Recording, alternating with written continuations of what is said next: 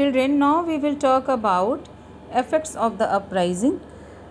Massive changes in the British policy were observed after 1857. यानी इस revolt के बाद जो है ना क्या हुआ, ब्रिटिश आर्मी और भी ज़्यादा सतर्क हो गई, और भी ज़्यादा वो मतलब क्रूएल हो गए आप कह सकते हैं. These changes were aimed at strengthening the British control and preventing any revolts in the future. यानी इसका एम क्या था, इस जो कंट्रोल का एम क्या था कि ज़्यादा से ज़्यादा और लोगों पे कंट्रोल किया जाता है ताकि भविष्य में ऐसा कोई रिवॉल्ट ना हो. ये ब्रिटिशर्स का सोचना था. In August 1858 the British parliament passed a new act. It transferred the powers of the East India company to the British crown. यानी पहला मेन इफेक्ट क्या हुआ कंट्रोल करने का, जो पावर है ईस्ट इंडिया कंपनी के हाथ से निकल के ब्रिटिश क्राउन को पहुंच गई, यानी वहाँ की महारानी के हाथ में डायरेक्ट पावर चली गई.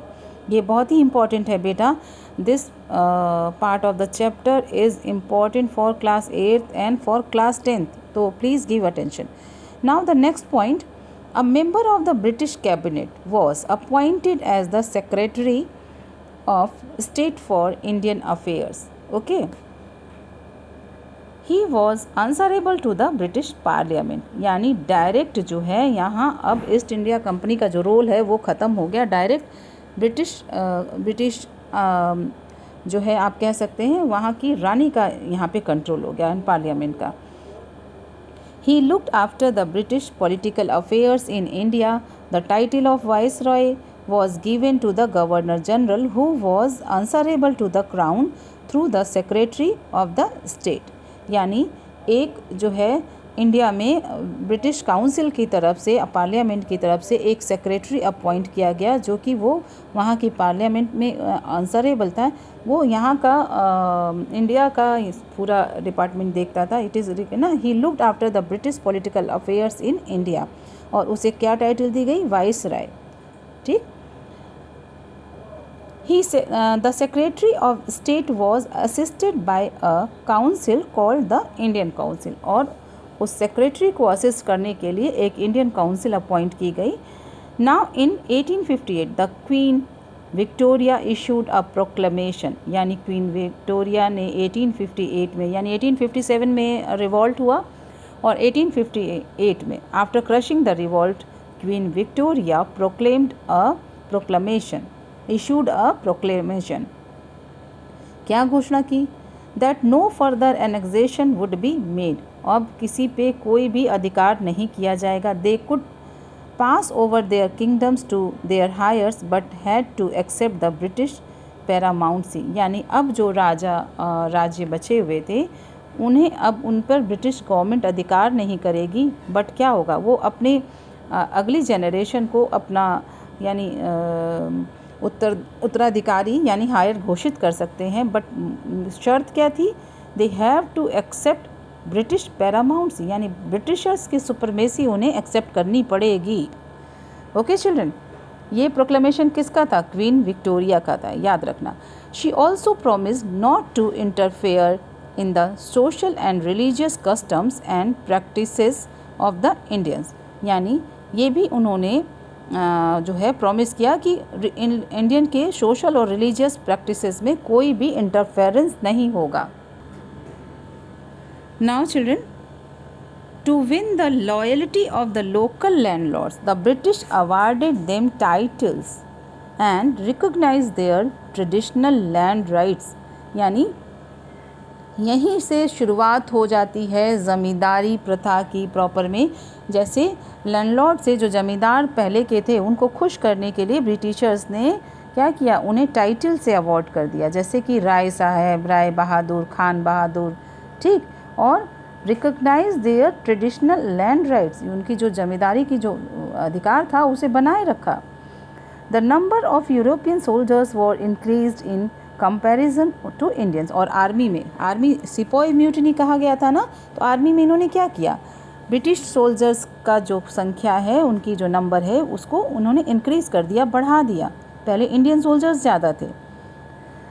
सो artillery was placed under the control of European officers and soldiers. और जो आर्टिलरी जहाँ पे उनके वेपन्स अस्त्र शस्त्र रखे जाते थे वो किसके अंडर में रखवा दिए, यूरोपियन ऑफिसर्स के। पहले वो इंडियन ऑफिसर्स के अंडर में भी रखवाए जाते थे, बट ये जो है रिवोल्ट होने के बाद में उन्होंने इस सिस्टम को चेंज कर दिया। वो जो मेन पावर है वो यूरोपियन ऑफिसर्स के हाथ में चली गई। Strategic military positions were also handed over to British soldiers. Gorkhas, Pathans, and Sikhs were recruited in large numbers. This was the change in military services.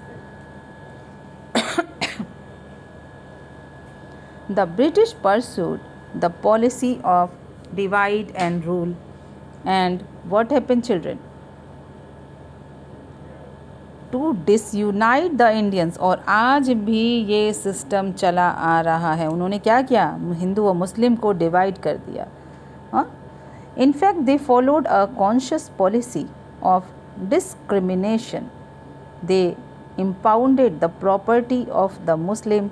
They accuse them of starting the rebellion, यानी उन्होंने rebellion को start करने का जो है किसको ठहराया, गलत किसको ठहराया, मुस्लिम्स को, यानी हिंदू मुस्लिम में फूट डाल दी उन्होंने। ठीक है, उनकी जो मेन पॉलिसी थी डिवाइड एंड रूल, और इसी डिवाइड एंड रूल पॉलिसी से उन्होंने 100 साल तक इंडिया पे राज किया, after 100 years। Okay, the British pursued the policy of divide and rule. Please underline this line. Now the next para, the uprising of 1857 was crushed, but it was considered a landmark in the history of India।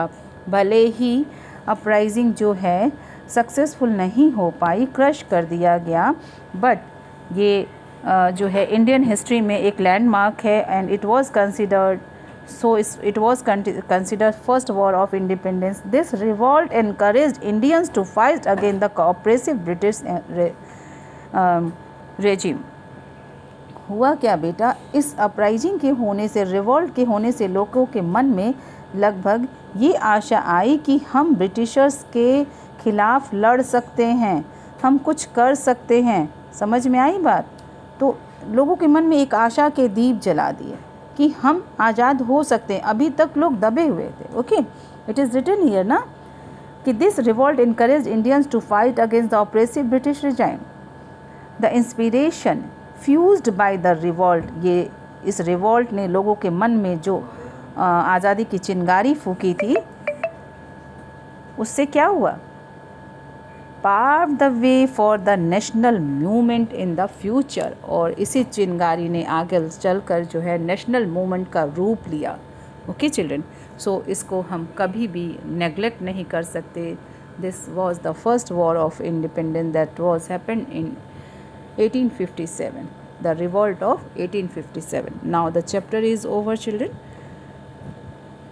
Please watch all the videos again, try to understand the chapter, try to listen it. If you can read the chapter, that will be the best way to understand the chapter. Chapter को read करिए 2-3 बार बच्चों, ताकि आपको सारा का सारा point समझ में आ जाए कहाँ क्या लिखा है। और मेन पॉइंट को मैं बीच बीच में बोलती चलती हूँ। Always I am saying please underline the important point, so that points you try to underline and your chapter will be over now. Thank you so much, children.